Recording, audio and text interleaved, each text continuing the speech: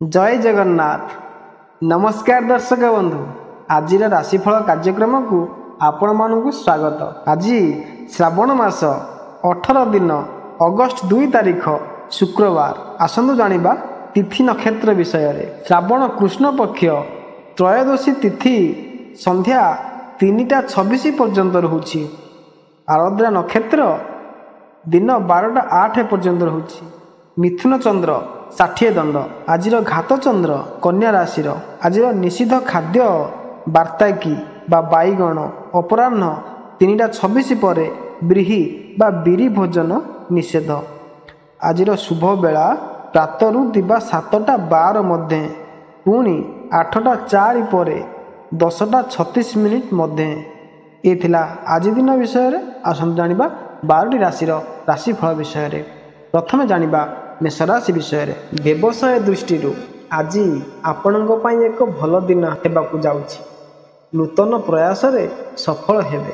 घर को बंधु बांधवंकर आगमन होई पारे। छात्र छात्री माने प्रतियोगितापूर्ण परीक्षा रे सफलता हासिल करिवे। दीर्घ समय परे आज आपण एक पुराना बंधु को भेटी पारंती। छोट लाभर सुजोग को तुम हाथ में जीवाकू दियंतु नाही, नचेत समस्या उपजी पारे। आपणकर पाख लोक आपणक खुशी को दुईगुणा करदेव। विवाहितंक लागि स्थिति भल रहिबो। व्यवसायी को लाभ हेबो। आपणको पढ़िबा क्षेत्र रे लाभ मिलिबा जोग रहिछि। सबु समस्यार समाधान होइबो। जीवन रे आगको बढ़िबा पाई रास्ता खोली जीवो। धर्म कार्य करिबा लागि योजना प्रस्तुत करिवे। छात्रंक क्यारियर रे नुआ परिवर्तन होइबो। एथिला मेष राशि व्यक्ति विषय रे। आसनु जानिबा वृष राशि व्यक्ति विषय रे। आज आपणक पई दिनटी एते खास रहिबो नाही। एही क्षेत्र रे तुमर कठिन परिश्रमर संपूर्ण फलाफल पाइबो। किछि काम पई तुमे तुमर जीवन साथी पई एक छोट व्यवसाय आरंभ करि पारंती। शेयर बाजार किंबा लॉटरी रे टंका विनियोग करुथिबा लोकमानंक पई दिनटी भल हेबो। आपणकर किछि काम आपणक पई एक समस्या होई पारे। आपण काहाकू ऋण देबाठारू दूरे रहिबा उचित, नचेत सही टंका फेरस्त करिवार संभावना बहुत कम अटे। मनर कौनसी विशेष आशा आपणक जीवन साथी पूरा करिवे। व्यवसाय काम रे अन्य राज्य को जाई पारंती। नुआ लोकंक सहित मिशंतु, जीवन रे परिवर्तन आसीबो। कामर बोझ बढ़ी पारे। कामरे किछि लोक साहाय्य करिबाकू मना करि पारंती। घरर पिलामानंक सहित खुशीर मुहूर्त अतिबाहित करिवे। आवश्यकता अनुसार खर्च करंतु। एथिला वृष राशि व्यक्ति विषय रे। आसंतु जानिबा मिथुन राशि व्यक्ति विषय रे। आज आपणक पई एक मिश्रित दिन हेबाकू जाउछि।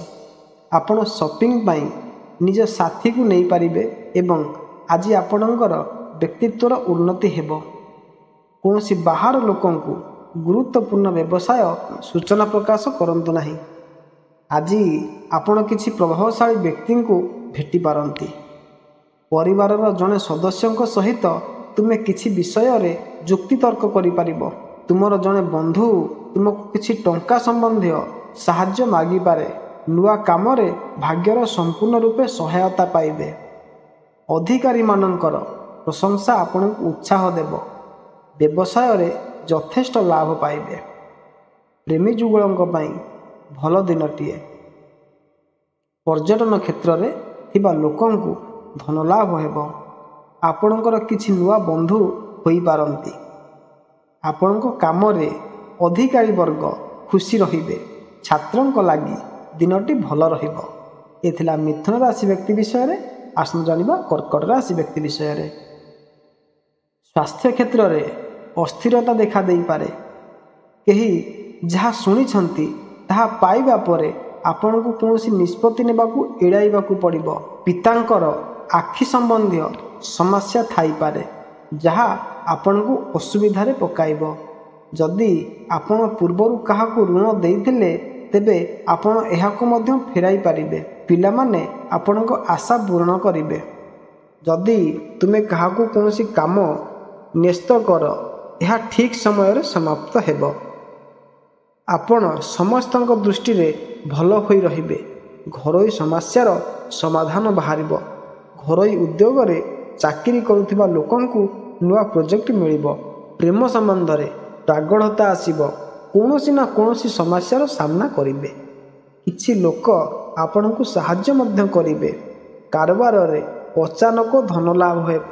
ଜୀବନସାଥୀଙ୍କ ସହିତ ସମ୍ବନ୍ଧ ମଜବୁତ ରହିବ। ଏ ଥିଲା କର୍କଟ ରାଶି ବ୍ୟକ୍ତି ବିଷୟରେ। ଆସନ୍ତୁ ଜାଣିବା ସିଂହ ରାଶି ବ୍ୟକ୍ତି ବିଷୟରେ। ଆଜି ଧାର୍ମିକ କାର୍ଯ୍ୟକ୍ରମରେ ଅଂଶଗ୍ରହଣ କରିବା ପାଇଁ ଆଜି ଦିନ ହେବ। ଶୀଘ୍ର କୌଣସି ନିଷ୍ପତ୍ତି ନିଅନ୍ତୁ ନାହିଁ। ଆଜି ପରିବାରର ଜଣେ ସଦସ୍ୟ ଏକ ଭଲ ଚାକିରି ସମ୍ବନ୍ଧୀୟ ସୁଯୋଗ ପାଇପାରନ୍ତି। ଆଜି ଆପଣ ଏକ ନୂତନ ଘର, ଦୋକାନ, କୋଠା ଇତ୍ୟାଦି କିଣିପାରିବେ, ଯେଉଁଥିରେ ଆପଣ ନିଜ ପିତାମାତାଙ୍କ ଠାରୁ ଆଶୀର୍ବାଦ ନେବା ଆବଶ୍ୟକ। ଆଜି ଆପଣ ଶାସନ ଏବଂ ଶକ୍ତି ମିଳିତ ଭାବେ ସମ୍ପୂର୍ଣ୍ଣ ଲାଭ ପାଇପାରନ୍ତି। ବ୍ୟବସାୟ କରୁଥିବା ଲୋକଙ୍କ ପାଇଁ ମଧ୍ୟ ଉତ୍ଥାନ ପତନର ସମ୍ମୁଖୀନ ହେବାର ସମ୍ଭାବନା ରହିଛି। ଚାକିରିଜୀବୀଙ୍କୁ ଉନ୍ନତିର ଅବସର ମିଳିବ। କାରବାରରେ ଲାଗି ରହିଥିବା ସମସ୍ୟାର ନିବାରଣ ହେବ। ଲେଖକଙ୍କ ଲାଗି ଭଲ ଦିନଟିଏ। ଛାତ୍ରଙ୍କୁ ଶିକ୍ଷକଙ୍କ ପୁରା ସହଯୋଗ ମିଳିବ। ଯାହା ବି କାମ କରିବେ ନିର୍ଦ୍ଧାରିତ ସମୟ ପୂର୍ବରୁ ସମ୍ପୂର୍ଣ୍ଣ କରିବେ। କୋର୍ଟ କଚେରୀ ମାମଲା ଠାରୁ ଦୂରେଇ ରୁହନ୍ତୁ। ଅବିବାହିତଙ୍କ ବିବାହ ଲାଗି ଭଲ ପ୍ରସ୍ତାବ ଆସିବ। ଛାତ୍ରଙ୍କର ଲେଖାପଢ଼ାରେ ମନ ଲାଗିବ। ଏ ଥିଲା ସିଂହ ରାଶି ବ୍ୟକ୍ତି ବିଷୟରେ। ଆସନ୍ତୁ ଜାଣିବା କନ୍ୟା ରାଶି ବ୍ୟକ୍ତି ବିଷୟରେ। ଆଜି ଆପଣଙ୍କ ପାଇଁ ଏକ ବ୍ୟସ୍ତବହୁଳ ଦିନ ହେବ। ବ୍ୟସ୍ତ ଥିବାରୁ ଆପଣ ନିଜ ପରିବାର ସଦସ୍ୟଙ୍କର ଆବଶ୍ୟକତା ପ୍ରତି ଧ୍ୟାନ ଦେବାକୁ ସମର୍ଥ ହେବେ ନାହିଁ। ବ୍ୟବସାୟରେ ଆପଣ ଏକ ନୂତନ ଅଭିବୃଦ୍ଧି ଦେଖିବେ। ଯଦି ଆପଣ ଏହି କ୍ଷେତ୍ରରେ କିଛି ପରିବର୍ତ୍ତନ କରନ୍ତି, ତେବେ ଏହା ଆପଣଙ୍କୁ ସମସ୍ୟା ସୃଷ୍ଟି କରିପାରେ। ବୁଲିବା ସମୟରେ ଗୁରୁତ୍ୱପୂର୍ଣ୍ଣ ସୂଚନା ପାଇବେ। ମାଙ୍କର ସ୍ୱାସ୍ଥ୍ୟ ବିଷୟରେ ସଚେତନ ରୁହନ୍ତୁ। ପୁଞ୍ଜି ବଜାରରେ ନିବେଶ ଲାଗି ଦିନଟି ଖୁବ୍ ଭଲ। କୌଣସି ଜରୁରୀ ବିଷୟରେ ପରିବାରର ଲୋକଙ୍କ ସହିତ କଥା ହେବେ। ଚାକିରିଜୀବୀଙ୍କୁ ଭଲ ସୁଯୋଗ ମିଳିବ। ଅଳଙ୍କାର ବ୍ୟବସାୟୀଙ୍କୁ ଧନଲାଭ ହେବ। ଧାର ଦେଇଥିବା ଅର୍ଥ ଫେରସ୍ତ ପାଇବେ। କାମ ପ୍ରତି ଆପଣଙ୍କର ଏକାଗ୍ରତା ବଜାୟ ରହିବ। ଡାକ୍ତରଙ୍କର ଖ୍ୟାତି ସୁଦୂର ପ୍ରସାରୀ ହେବ। ପ୍ରେମୀ ଯୁଗଳ ଜଣେ ଅନ୍ୟ ଜଣଙ୍କ ସହିତ ସମୟ ଅତିବାହିତ କରିବେ। ଏ ଥିଲା କନ୍ୟା ରାଶି ବ୍ୟକ୍ତି ବିଷୟରେ। ଆସନ୍ତୁ ଜାଣିବା ତୁଳା ରାଶି ବ୍ୟକ୍ତି ବିଷୟରେ। ଆଜି ଆପଣଙ୍କ ପାଇଁ ସକାରାତ୍ମକ ଫଳାଫଳ ଆଣିବ।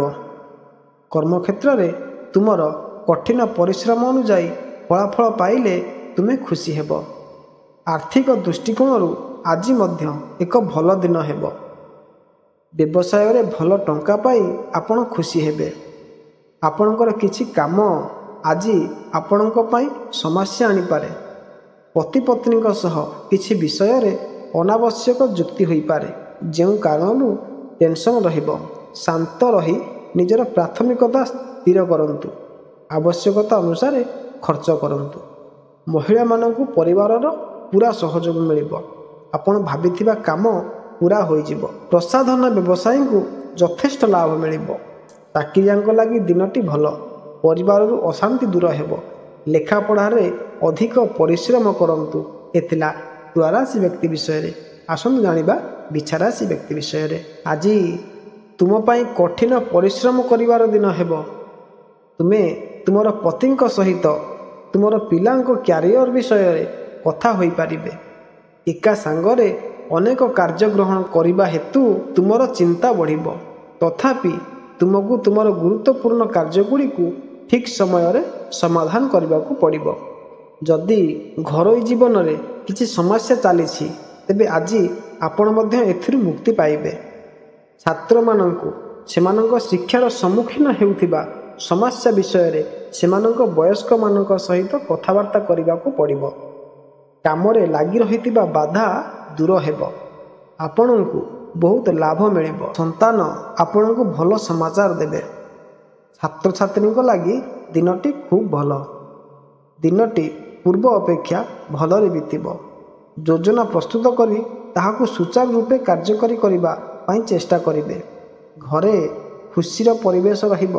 ପ୍ରେମିକ ସହିତ ସମ୍ବନ୍ଧରେ ଉନ୍ନତି ହେବ। ଏ ଥିଲା ବିଛା ରାଶି ବ୍ୟକ୍ତି ବିଷୟରେ। ଆସନ୍ତୁ ଜାଣିବା ଧନୁରାଶି ବ୍ୟକ୍ତି ବିଷୟରେ। ତୁମର ସମସ୍ୟାରୁ ମୁକ୍ତି ପାଇବା ପାଇଁ ଆଜି ଏକ ଦିନ ହେବ। ବେକାର ଯୁବକଙ୍କୁ ରୋଜଗାରର ପନ୍ଥା ମିଳିବ। ଏକ ନୂତନ ଗାଡ଼ି କିଣିବାର ତୁମର ସ୍ୱପ୍ନ ମଧ୍ୟ ସାକାର ହୋଇବ। ଯଦି ଆପଣ କିଛି କାମ ପାଇଁ ଚିନ୍ତିତ ଅଛନ୍ତି ତେବେ ଏହା କର୍ତ୍ତୃପକ୍ଷଙ୍କ ସାହାଯ୍ୟରେ ଚାଲିଯିବ। ଆପଣ ଜଣେ ସାଙ୍ଗ ସହିତ ବାହାଘର ପାଇଁ ଯୋଜନା କରିପାରିବେ। କାର୍ଯ୍ୟକ୍ଷେତ୍ରରେ ତୁମର ଇଚ୍ଛା ଅନୁଯାୟୀ କାମ ପାଇ ତୁମେ ଖୁସି ହୋଇବ। ଆପଣଙ୍କ ଲାଗି ଦିନଟି ମହତ୍ତ୍ୱପୂର୍ଣ୍ଣ ରହିବ। ଅନ୍ତରଙ୍ଗ ବନ୍ଧୁ ସହିତ ଦେଖା ହୋଇ ମନ ଖୁସି ହୋଇଯିବ। ସରକାରୀ ଚାକିରିଆ ଭଲ ଖବର ପାଇବେ। ଆପଣଙ୍କର ଧ୍ୟାନ ଧର୍ମ କାର୍ଯ୍ୟରେ ଲଗାନ୍ତୁ। ପୂର୍ବରୁ କରିଆସୁଥିବା କାମ ସମ୍ପୂର୍ଣ୍ଣ କରିବା ଲାଗି ଦିନଟି ଭଲ। ସମାଜରେ ଆପଣଙ୍କର ମାନ ସମ୍ମାନ ବଢ଼ିବ। ଛାତ୍ରଙ୍କୁ ଶିକ୍ଷକଙ୍କର ପୁରା ସହଯୋଗ ମିଳିବ। ଏ ଥିଲା ଧନୁରାଶି ବ୍ୟକ୍ତି ବିଷୟରେ। ଆସନ୍ତୁ ଜାଣିବା ମକର ରାଶି ବ୍ୟକ୍ତି ବିଷୟରେ।